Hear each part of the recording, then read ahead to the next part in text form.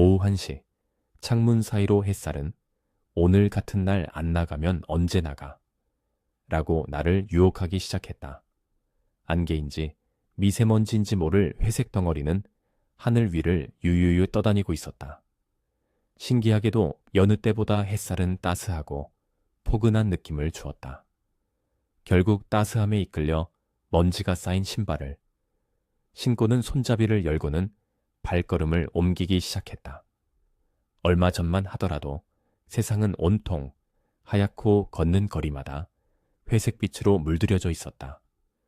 주변을 둘러보면 하얗고 폭신폭신한 눈은 언덕과 나무를 가득 메웠고 사이사이로 지나갈 수 있는 길은 회색 빛깔로 채워진 아이스가 수놓아져 있었다. 그런데 오늘은 온도가 오른 탓일까? 하얀색으로 물든 길은 사라지고 본연의 색을 뽐내며 나를 맞이하고 있었다. 하늘을 올려다보니 자동차의 배기구에서 분출되는 배기가스로 가득 찬 것만 같았다. 현관문을 열기 전에 외투도 입는 게 좋지 않을까? 라고 속으로 잠시 생각했었다. 다행히도 따뜻한 햇살이 푸르스름한 패딩을 맴돌았다. 덕분에 걷는 동안 포근함만이 나를 감싸주었다. 10분을 걸었을까? 횡단보도 앞, 성인 남성과 여성, 그리고 그들의 자식으로 보이는 2명의 아이가 있었다. 그들 옆은 붉은색과 검은색의 콜라보인 자전거 3대가 있었고 언제라도 출발할 수 있다는 듯이 맹렬히 나를 바라보고 있었다. 그들의 모습을 보며 가던 걸음을 멈추기 시작했다. 글을 쓰면서 부족한 묘사력을 채우고 싶은 욕망이 가득했었다. 그래서일까 처음에는 그들의 모습을 보고 표현을 어떻게 하면 좋을지 배우고 싶었다. 그러나 묘사를 하고 싶다는 생각은 조금씩 과거를 떠올리게 만들었고 이내 그들을 바라보는 마음은 변해 있었다.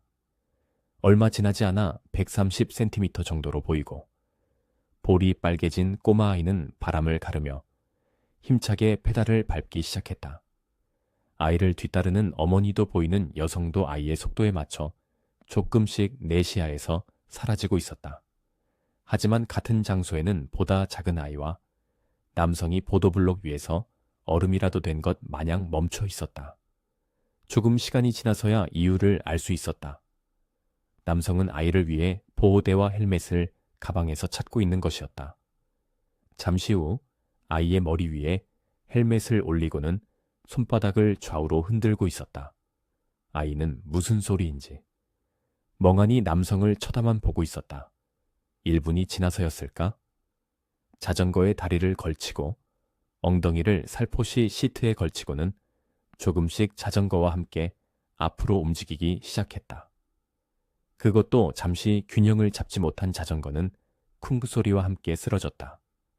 다행히 아이를 뒤에서 지켜보고 있는 아버지 덕분에 크게 다친 것 같진 않았다. 이내 크게 울려 펴지는 아이의 울음소리가 횡단보도를 건너 내게 도착했다. 남성은 아이의 머리카락 위로 손바닥을 가볍게 올리고는 부드럽게 쓰다듬고 있었다. 그리고 용기를 주는 듯한 메시지를 보내는 것처럼 보였다. 생각보다 씩씩했던 아이는 울음도 잠시 페달에 발을 올리고는 남성을 믿으며 앞으로 다시 나아가기 시작했다. 이전과는 다르게 남성은 자전거의 후미를 잡고는 아이가 넘어지지 않도록 온 힘을 다해 뛰어가는 모습이 보였다. 아버지의 도움 덕분인지 조금씩 그들도 내 시선에서 사라지기 시작했다. 난 언제부터 자전거를 탈 수 있었을까? 라는 생각이 문득 들었다.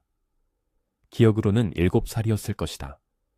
그 시절 살고 있는 빌레는 작은 공터가 있었고 도로는 흙과 자갈로 덮여 있었다. 부모님은 나를 위해 자전거를 선물로 준 것으로 기억한다. 하지만 운동, 신경이 젬병이라 타기 싫었다.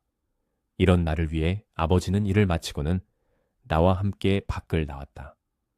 피곤한 몸을 이끌며 한 아이의 아버지와 같이 내가 혹여라도 넘어질까봐 노심초사하며 뒤를 보기도 하고 옆에서 같이 달렸던 것을 기억한다.